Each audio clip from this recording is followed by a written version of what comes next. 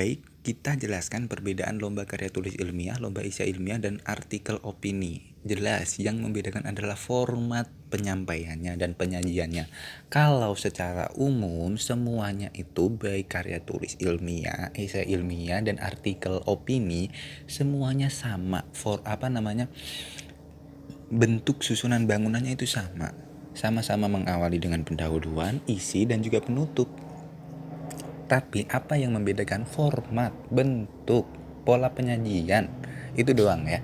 Jadi kalau lomba karya tulis ilmiah itu dibagi menjadi 5 bab. Ada bab 1 berisi pendahuluan, di dalam pendahuluan ada subbab, latar belakang, rumusan masalah, tujuan, dan manfaat. Terus di bab 2 ada namanya tinjauan pustaka.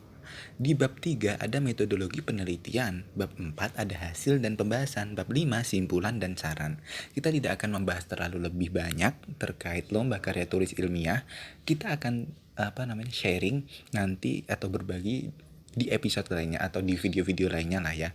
Saya kira ini kita fokus di perlombaan yang artikel opini nanti. Kemudian apa bedanya dengan esai ilmiah antara karya tulis ilmiah dan juga esai ilmiah? Sama-sama ilmiah nih, tapi penyajiannya tetap berbeda. Esai ilmiah itu lebih ringkas, simpel, dan padat. Biasanya yang lomba karya tulis ilmiah itu bisa mencapai 20 halaman, esai ilmiah ini paling-paling ya 7 halaman sudah termasuk inilah, sudah cukup itu biasanya. Tapi tergantung, kita lihat dari panitia apa yang dibutuhkan, template yang disarankan, dan itu kita ikuti kayak gitu ya. Tapi biasanya format yang paling umum digunakan itu adalah judul, setelah judul nih terus pendahuluan, bla bla bla bla bla, terus pembahasan, bla bla bla bla, penutup, bla bla bla bla, kayak gitu ya. Terus ini kan sudah nih, kita lihat artikel opini nih, artikel opini.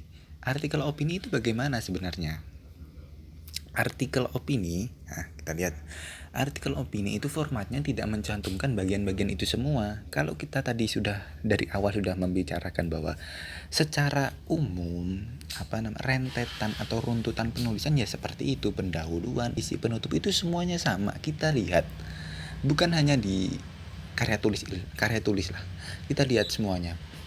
Baik di film, bahkan bangunan rumah aja itu kan pasti ada ruang tamu, ruang tengah, ada ke dapur kayak gitu. Dari bagian depan, bagian tengah, bagian belakang, semuanya kayak gitu.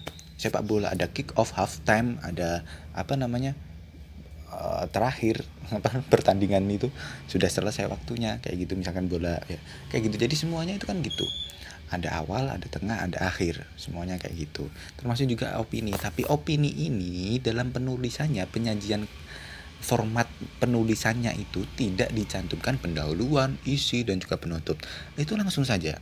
Biasanya langsung saja ya. Jadi judul, setelah judul ini ada lead pembuka. Tadi saya bilang biasanya lead atau awal-awal paragraf itu berdasarkan kasus, itu yang paling mudah, atau berdasarkan definisi jika definisi yang perlu diperdebatkan. Misalkan kita menggugat makna apa, menggugat atau menelisik makna. Misalkan saya mau nulis menelisik makna odading. Nah, berarti kita pertama-tama definisi. Nah, tapi kalau kita mau menulis ini artikel opini yang bukan memperdalam makna definisi kata, kita nggak perlu menyampaikan definisinya atau pengertiannya terlebih dahulu. Bisa saja kita menyampaikan lewat kasus ya.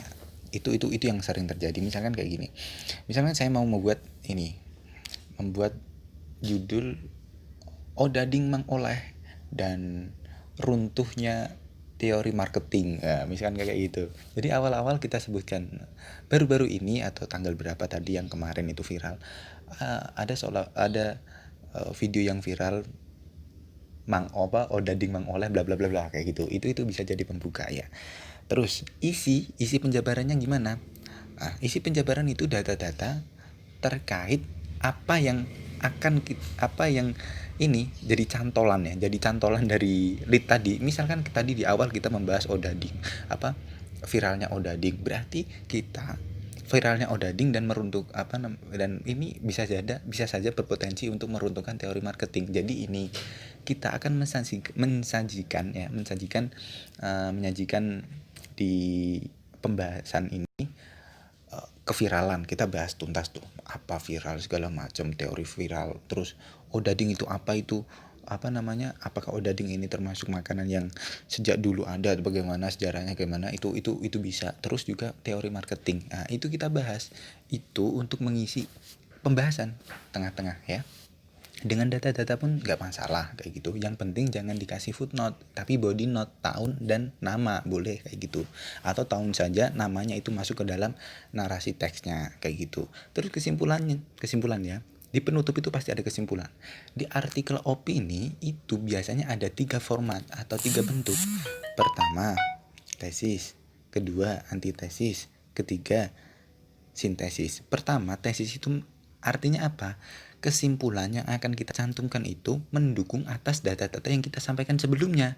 Maka ini disebut sebagai tesis. Misalkan ya, tadi judulnya adalah odading Mang Oleh dan runtuhnya teori marketing. Kita jelaskan tuh bla bla bla teori segala macam, dan akhirnya kita menyetujui bahwa oh ya berarti adanya keviralan Mang Oleh ini yang daging Mang Oleh yang akhirnya diserbu sampai 200 meter, orang yang mau beli itu ngantrinya sampai 200 meter, maka kita bisa menyebut bahwa ini berhasil meruntuhkan teori marketing kayak gitu, misalkan kayak gitu ya.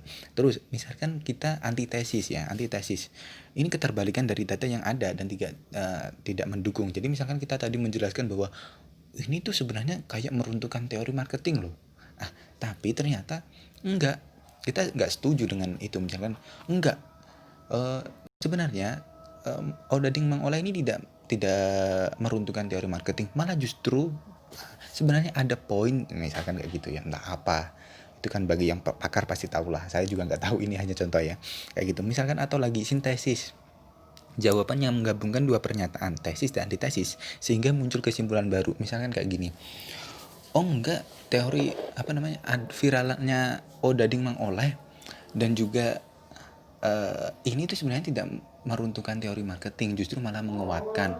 Dan misalkan ya apa namanya, ini justru memberikan ruang baru bahwasanya cara untuk memasarkan produk itu seperti ini loh. Misalkan kayak gini, dengan format baru mengikuti gaya odading Mang Oleh ini. Saya kira ya teman-teman semuanya, kita lihat artikel opini banyak sekali ditulis di media, karena saya ini kan penyelenggara dan juga panitia lomba artikel majalah ibadah ya. Kawan-kawan perlu mengikuti atau meniru contoh-contoh opini yang ada di koran Tempo, Kompas, segala macam ya.